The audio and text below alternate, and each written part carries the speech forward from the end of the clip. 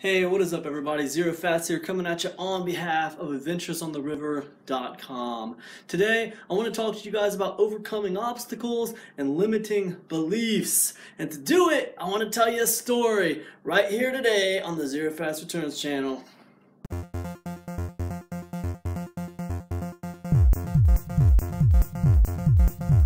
So, I want to tell you this story, and it's funny.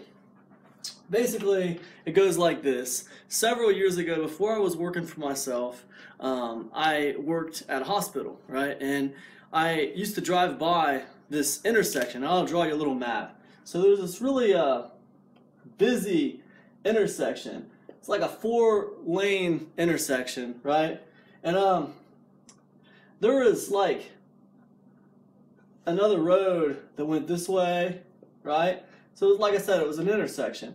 And obviously there was lights here and lights here and there was lights here and lights here. So it was like a busy intersection, right? Now down this way, there was a lot of stores, right? And this is like, I'm gonna put an arrow, because this is like upcoming stores. This is where like everything was going in my town, right? They were building more stores. There was a Walmart Supercenter, a Home Depot, a Lowe's. There was more stores down here. There was just a ton of stores on this side of the intersection, and it just kept on building out more and more. I remember when I was a kid, that was all just fields, and now it's like it's building up, and that's like the center of activity now. On this side of the intersection, there was like a couple of stores. This one went out of business. This one had changed names. It was something different. It was just kind of getting run down, right? It wasn't that good. There was a bar over here. There was a bar over here. I think there was like a thrift store, It just, there was like Olive Gardens over here. There was a lot going on over here. And on this side, it was just kind of run down. And there was this busy intersection in the middle. The only gas station was right here on the corner, okay? It was like a Valero or something like that, It was like this little gas station. It wasn't even a nice gas station. It was a crappy gas station. It wasn't one of those nice fancy pants gas stations where you could go in and get like soda and there's all kinds of candy and stuff. It was kind of a crappy gas station. But that was it, right? So there was no gas station over here. And every time I came home from work, I'd always drive through this intersection. And then every time I'd have to do Christmas shopping, or every time I'd go to do anything in this area, like, I'd be down here shopping, and I'd think, I need to get some gas. Now to get gas, I'd have to cross this busy intersection, right? Really busy intersection to get gas. And it was a pain in the butt because you have to go through this light, and it's you just have to wait, and it's just kind of a pain in the butt, You're always going to be stuck here. You're always going to be waiting, right? And finally you get through and you get to this gas station. Now maybe I'm doing this justice with this picture, and maybe I'm not. But I want you to understand one thing. This was a major pain in the butt, right? And it would have been so much easier if there would have been a gas station down here with all these stores, right? And let me tell you something, all these stores were pretty fancy. There was, Bed Bath & Beyond down there, Kohl's was down there. Little bit more upscale stores were down here, okay? People were spending money down here. The restaurants were down here, Olive Garden, all this stuff was down here that people were spending money on. They needed a gas station over here, not over here, over here. And whenever I would drive by, I always think in my mind, man, whoever puts a gas station down there is going to make some bank, because everyone's going to be going to that gas station. No one's going to be going to that gas station anymore. So, like many of you guys, I had this idea, right? Man, if somebody could put a gas station down there, they'd be making serious money, right? Just one of many ideas that I've had that never came to fruition. But why? Why did I have such a cool idea and then I never did anything about it? Just for your information, a couple years later, Speedway, a major gas station around where I live, there's like 9 Speedways in this town. They put a gas station down there and they cleaned up, right? They just cleaned up. People were always in and out of that Speedway. It's always busy. So exactly what I said, man. Exactly what I said. Now let's talk about limiting beliefs and obstacles, and why didn't I do anything about putting a gas station down there, right? Okay, why not me? Well, at the time I was working at a job, and at the time, you know, I had a lot of limiting beliefs. And maybe some of you guys do too. But at the time, okay, let's think about this gas station idea. Why did I not take action? All right. Pretend that says action, all right?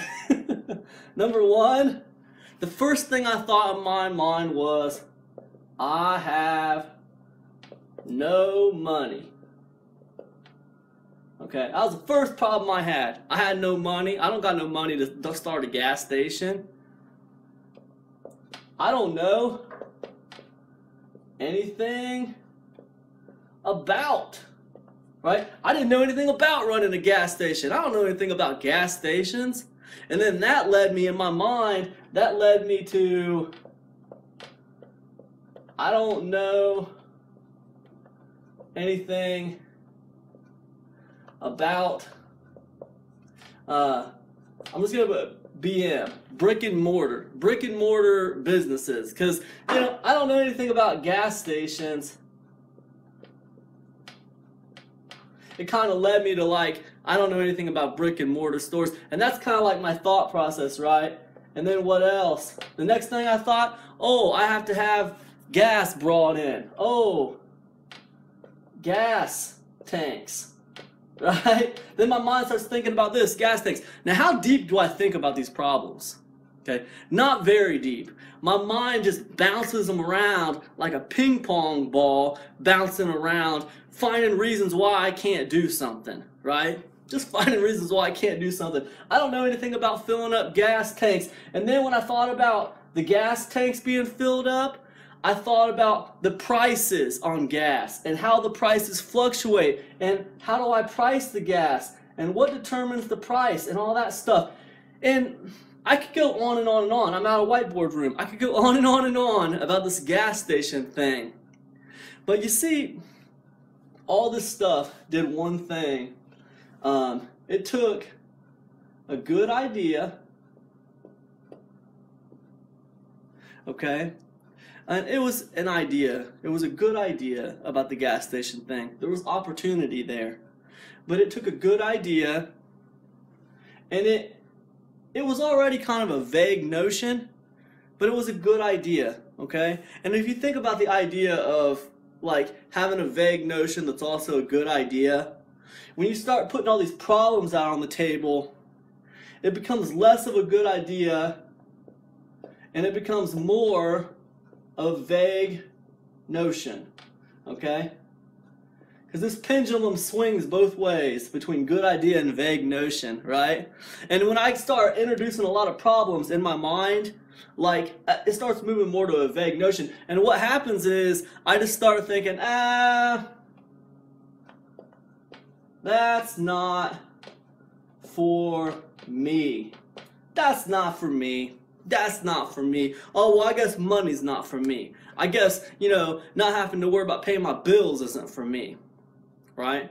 I guess I'll just keep on doing what I'm doing, working at the hospital, making $400 a week, you know, just getting by, you know, scrounging up money every year for Christmas.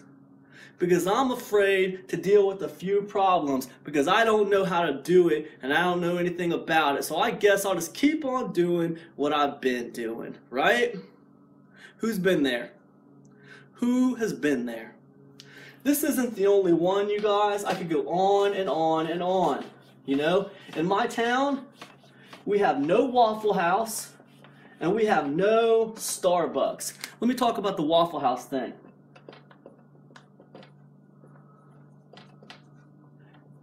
In Springfield, Ohio, where I live, we have no Waffle House, okay? Now, I used to be in bands all the time.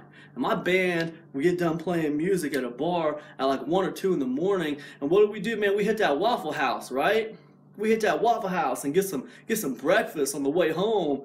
You know, that's what we did, man, because, you know, we had a couple of vehicles that were full of equipment, and we'd be rolling on those interstates. We'd hit those Waffle Houses and get some breakfast on the way home for the long journey home, right?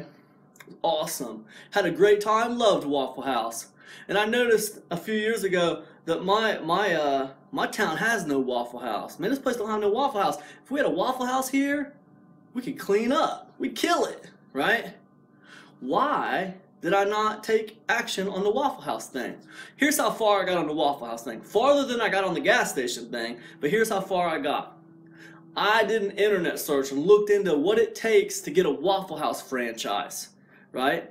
And you know what the first prerequisite to having a Waffle House franchise is? First prerequisite, you have to work at a Waffle House. And I think it was like, you have to work at a Waffle House for like at least a year or something. And to that, I responded in my mind with like a snarky little remark of, you know, I bet if I was a millionaire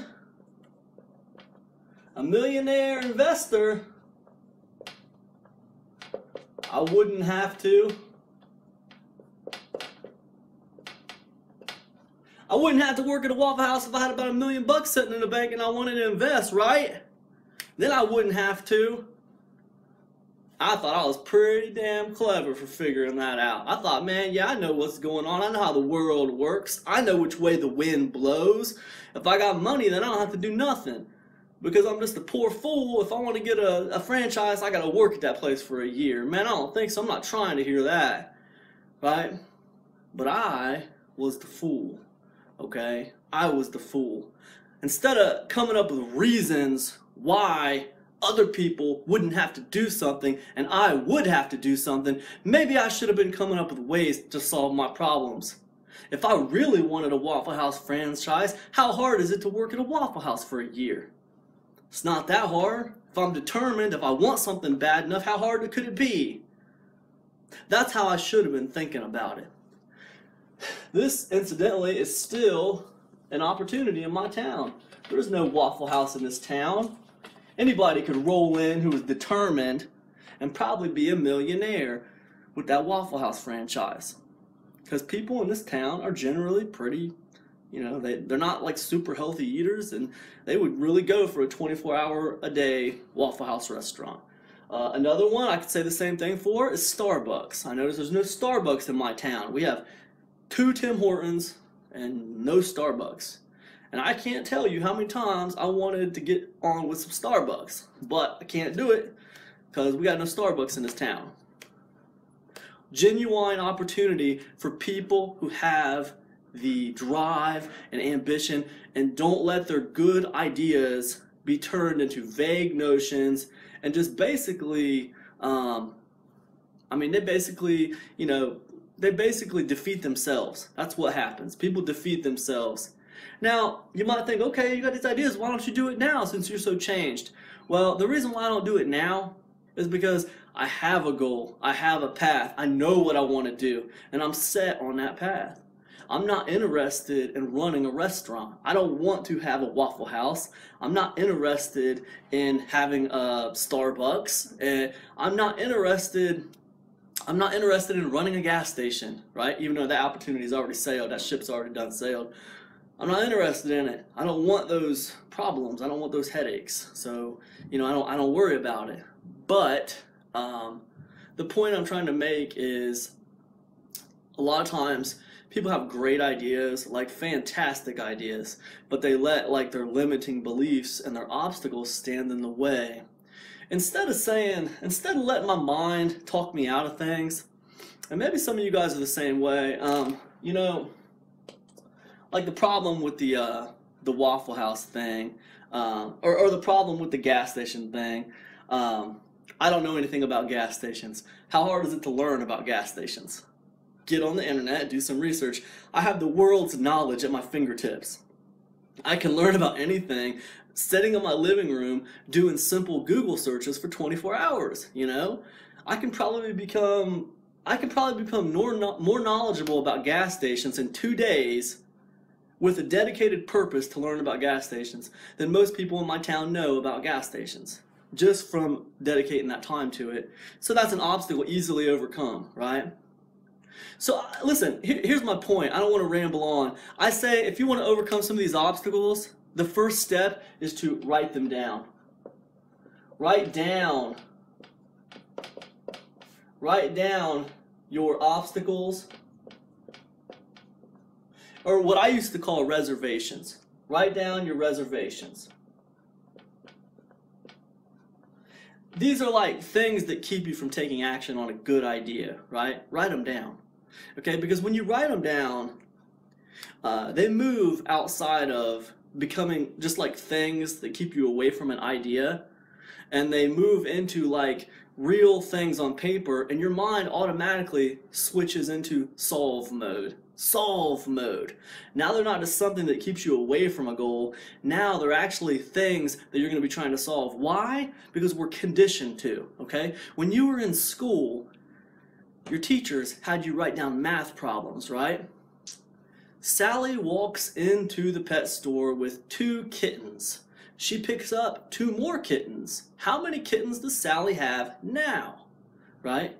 It's a math problem, and you see it written out there on paper, and inherently, automatically, you want to solve the problem, right? We are conditioned to do this. So, and at the same time, what have your teachers been telling you since you were a little kid in grade school? Show your work. You've been taught to show your work. You've been conditioned to show your work since you've been in grade school. So what I'm telling you to do now is show your work. Write down your reservations on paper. And look at the reservations and try to come up with 2 or 3 ways you could overcome those reservations. Try to come up with 2 or 3 ways that you could solve those problems, right? And then when you get answers to all those questions, then you can make a real decision. Is this something I could do? Guys, sorry about the noise. Somebody's doing some work outside. But is this something I could do? Is this, and don't even ask if this is something you could do, because let me tell you something. There's a lot in this world you can do. If you set your mind to it, you can do damn near anything. But ask yourself, is this something I want to do? Okay? And then if the answer is no, make sure you write down why. Why do I want to do it? Why is it worth my time? Why do I not want to do it? Why is this not worth my time? Okay? That's what I would do. That's my advice. Write it down, just like a math problem, just like a word problem. Write it down, and then answer the questions. You know, hypothetically, right? Hypothetically, I had a reservation with the gas station. I didn't know anything about gas stations. Okay, I can learn about that. I can spend a couple days learning about gas stations. I don't know anything about brick and mortar stores. I can spend a couple more days learning about brick and mortar stores, and I'd get a little more specific with that question. Why am I saying I don't know anything about brick and mortar stores? What am I so scared of? What about brick and mortar stores don't I know that I need to learn? And I would start asking a few questions on paper about the brick and mortar stores. Well, I don't understand, you know, how to do the taxes. I don't understand how to get inventory in my store. I don't understand who do I get my stuff off of? Where do I buy gas from? You know, I don't understand these specific problems, and I'll write them down, and then I'll try to answer all those problems. And I guarantee you, once you get done going through all those question and answer sessions with your reservations, you will know whether or not you want to do it or not. Because I guarantee you, if you want to, there's a very good chance you can do it. Where I'm at right now in life, I have no doubt in my mind that if I wanted to start a Waffle House franchise, you better damn sure understand I will make it happen, okay? But to get to that place, man, you know, I had to rewire my brain, because back then, when I used to drive by that gas station, when I used to think about that Waffle House, I was full of obstacles, full of limiting beliefs, and my brain would just find ways to defeat itself. Anyways, that's all I got. I hope it helps, guys. If you like this video, please like, please share, please subscribe. If you have a little extra money, check out adventuresontheriver.com. I go into a lot of detail about a lot of things in that site when it comes to making money online. Also, I just like to remind everybody, I don't owe you a thing, okay? If you pay me money every month, then yeah, I will definitely feel a lot more obligated to help you, and I'll do my best. And I do have a goal to help everybody get to where they want to get to online. But please, when you speak to me, speak respectfully. Don't expect me to stay up till midnight shooting videos for you, teaching you how to do things that are only going to take you an hour a day, and or no time a day, and whatever. I mean, please be respectful to me. I don't owe you anything, all right? Nobody helped me, and I'm here trying to help you, but please be respectful to me. Okay, I guess that's all I got, guys. Hope everybody's doing awesome out there. I'll see you in the next one. God bless you. Peace.